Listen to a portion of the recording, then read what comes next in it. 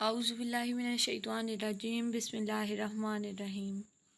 Amna Noor is here, students. I hope so. You all are fine. We are discussing chapter number 2, and the topic that I am going to discuss is biological problem, hypotheses, deductions, and experiments. Students, first of all, we have a intro. In biology, like other sciences, new things are being discovered.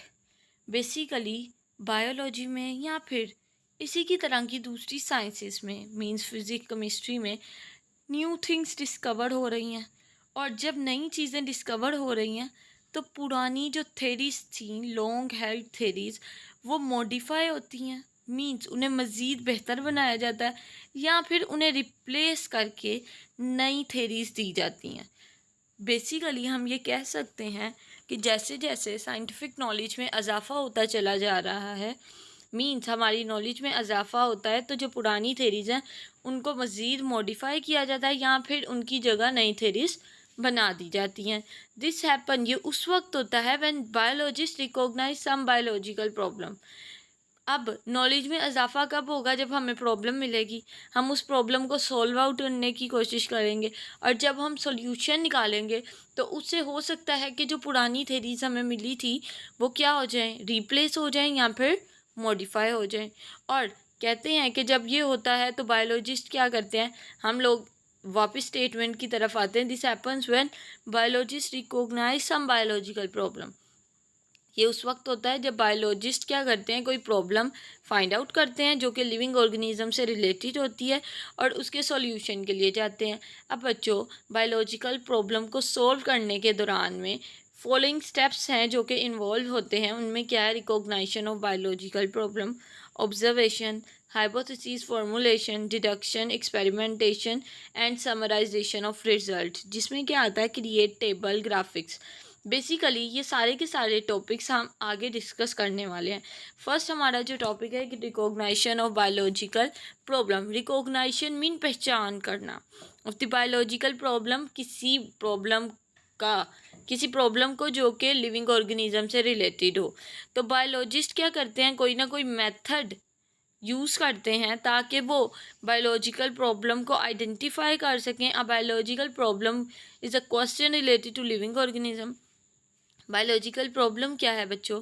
एक question है जो कि living organism से related है और जो कि या तो कोई पूछता है या फिर बायोलॉजिस्ट के माइंड में खुद ब खुद आ जाता है। मींस के बायोलॉजिकल प्रॉब्लम एक क्वेश्चन होता है जो कि लिविंग ऑर्गेनिज्म से रिलेटेड होता है और ये क्वेश्चन या तो कोई साइंटिस्ट से पूछता है या फिर साइंटिस्ट के दिमाग में खुद ब खुद आ जाता है। नेक्स्ट ऑब्जर्वेशन है।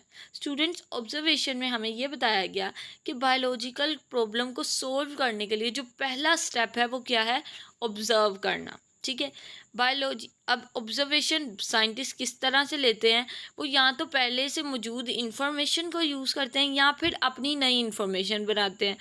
ऑब्जर्वेशन बेसिकली बच्चों 5 सेंसेस से बनाई जाती है। विजन, नज़र से देखने से, हेयरिंग सुनने से, स्मेल सूंघने से, टेस्ट जायके से और टच छूने से। तो बेसिकली ऑब्जर्वेशन 5 सेंसेस से बनाई जाएगी, जिनमें क्या है? Vision, hearing, smell, taste and touch.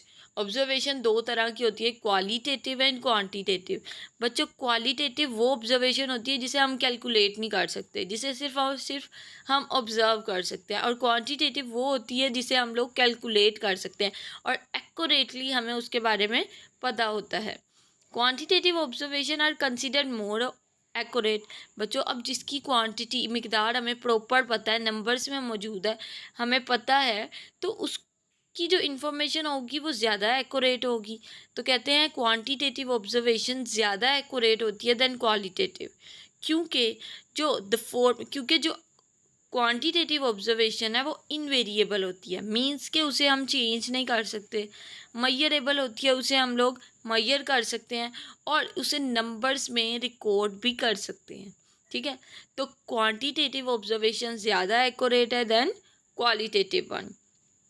आगे, ऑब्जर्वेशन हम लोग पुरानी बुक्स को पढ़ने से और स्टडी करने से अपनी नॉलेज में इजाफा कर सकते हैं और इस तरह हमारी ऑब्जर्वेशन भी बन जाएगी। मींस कि स्टडी करने से और रीडिंग करने से हम लोग क्या है अपनी इंफॉर्मेशन में इजाफा कर सकते हैं और नई नई ऑब्जर्वेशंस बना सकते हैं। नेक्स्ट, अब हम लोग डिफरेंट स्टडी करते हैं जो कि शॉर्ट क्वेश्चन में अक्सर पूछा जाता है, क्वालिटेटिव एंड क्वांटिटेटिव ऑब्जर्वेशन में। तो बच्चों, क्वालिटेटिव ऑब्जर्वेशन में क्या बताया, the freezing point of water is colder than the boiling point, कि वाटर का जो फ्रीजिंग पॉइंट है वो ठंडा होता है, वो कम होता है as compare to boiling point. और क्वांटिटेटिव में देखिए उन्होंने प्रॉपर क्वांटिटी ही बता दी है कि freezing point of water 0 degree Celsius है, जबकि बॉइलिंग पॉइंट कितना है, 100 डिग्री सेल्सियस है। आगे इन्होंने क्या बताया क्वालिटेटिव ऑब्जर्वेशन में, अ litre of water is heavier than a litre of ethanol. 1 litre पानी जो है वो हैवी होता है 1 लीटर एथेनॉल से। अब क्वांटिटेटिव में अगेन उन्होंने नंबरिंग से कंफर्म कर दिया कि 1 लीटर पानी में 1000 ग्राम होते हैं, लेकिन 1 लीटर एथेनॉल में 789 ग्राम्स होते हैं। तो स्टूडेंट्स ये क्या है, एज अ शॉर्ट क्वेश्चन पूछा जाता है, सो रिमेंबर इट।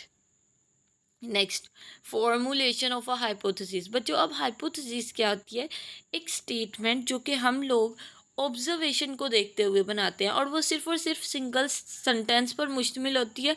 और जो हाइपोथेसिस हमने बच्चों बनाई है वो गलत भी हो सकती है और सही भी हो सकती है। ठीक है, चले ज़रा देखते हैं। Observation do not become scientific observation until they are organized and related to a question। Observation कभी भी साइंटिफिक ऑब्जर्वेशन नहीं हो सकती उस वक्त तक जब तक कि हम लोगों ने जो ऑब्जर्वेशन बनाई है हम उसे ऑर्गेनाइज ना कर लें, मीन्स प्रॉपर वे में अरेंज ना कर लें, और जब तक कि जो ऑब्जर्वेशन हमने की है वो हमारे क्वेश्चन से रिलेटेड ना हो। जैसे अगर हम लोग एक एग्जांपल लें कि हमारी बायोलॉजिकल प्रॉब्लम क्या है, डेंगू फीवर है। ठीक है, हम लोगों ने उसके लिए सबसे पहले हम लोगों ने प्रॉब्लम डिटेक्ट की कि प्रॉब्लम क्या है। प्रॉब्लम ये है, बुखार हो रहा है लोगों को, आंखों के पीछे दर्द है, टांगों में दर्द है। ठीक है, अब हम लोगों ने क्या किया, ये प्रॉब्लम थी हमारे लिए, एक बायोलॉजिकल प्रॉब्लम थी। ठीक है, हम लोगों ने ऑब्जर्व करना शुरू किया कि ये किस तरह से हुई, मीन्स के इस बीमारी की वजह क्या होगी। हम लोगों ने लोगों में, डिफरेंट लोगों में ऑब्जर्व किया कि सब लोगों को बुखार हुआ है, आंखों के पीछे दर्द है, टांगे दर्द है उनकी। ठीक है, अब फिर हम लोगों ने कहा इसकी वजह क्या हो सकती है। हम लोगों ने वहाँ के इर्द गिर्द के एरिया को ऑब्जर्व किया कि वहाँ पर साफ़ पानी खड़ा रहता है। ठीक है, और मच्छर बहुत ज़्यादा हैं। फिर हम लोगों ने क्या किया, ऑब्ज़र्व करना शुरू कर दिया। तो बच्चों, ये सारी की सारी जो इन्फॉर्मेशन है वो क्या है, मैंने ऑब्जर्वेशन बनाई है। और जब मैं इस ऑब्जर्वेशन को ऑर्गेनाइज कर लूँगी और ये हमारी प्रॉब्लम से रिलेटेड अगर ऑब्जर्वेशन होगी तो ये क्या है, साइंटिफिक ऑब्जर्वेशन बन जाएगी। नेक्स्ट, बायोलॉजिस्ट बच्चों क्या करते हैं, ऑर्गेनाइज करते हैं अपनी ऑब्जर्वेशन को एक डेटा फॉर्म में और फिर वहाँ से एक स्टेटमेंट बनाते हैं जो कि हमारी प्रॉब्लम का सल्यूशन होती है। ठीक है, this tentative explanation of observation is called a hypothesis. तो हाइपोथेसिस हम किसे कहेंगे, टेंटेटिव का मतलब है बच्चों आरजी। ठीक है, तो एक ऐसी ऑब्जर्वेशन जो कि आरजी हमें इंफॉर्मेशन दे हमारी प्रॉब्लम से रिलेटेड, वो क्या कहलाती है, हाइपोथेसिस। और hypothesis it may be defined as a proposition that might be true. और इसे हम लोग ये कह सकते हैं कि ये एक ऐसी प्रोपोजिशन है जो हो सकता है कि ठीक हो। ठीक है, नेक्स्ट, करेक्टरिस्टिक्स ऑफ हाइपोथेसिस। अब जो आपने हाइपोथेसिस बनाई है उसके अंदर क्या क्या खूबियाँ होनी चाहिए। It should be a general statement, ये एक सिंपल सी स्टेटमेंट होनी चाहिए। It should be a tentative idea, ये एक आरजी मतलब एक सिंपल सा आइडिया होना चाहिए, ये चेंज भी हो सकता है। It should be agree with available observation. अब जो आपने आइडिया दिया है, जो आपने हाइपोथेसिस बनाई है, वो आपकी ऑब्जर्वेशन से मिलती जुलती होनी चाहिए। It should be kept simple as possible, means कि जो आपने स्टेटमेंट बनाई है वो सिंपल होनी चाहिए, जिस कदर हो सके उतनी ज़्यादा सिंपल होनी चाहिए, मीन्स कॉम्प्लिकेटेड नहीं होनी चाहिए। It should be testable and potentially falsifiable, और ये क्या है, इसे हम लोग प्रॉपर तरीके से टेस्ट कर सकें, मतलब जो आपने हाइपोथेसिस बनाई है हम लोग उसे उसके ऊपर एक्सपेरिमेंट कर सकें। ठीक है, उसे टेस्ट कर सकें, और ये गलत भी हो सकती है। ठीक है, in other words there should be a way to show the hypothesis is fault तो यहाँ पर कहने का मकसद ये है कि कुछ ऐसी भी चीज़ होनी चाहिए जो हाइपोथेसिस को गलत प्रूव कर सकती है, a way to disprove the hypothesis, जो कि एक रास्ता है।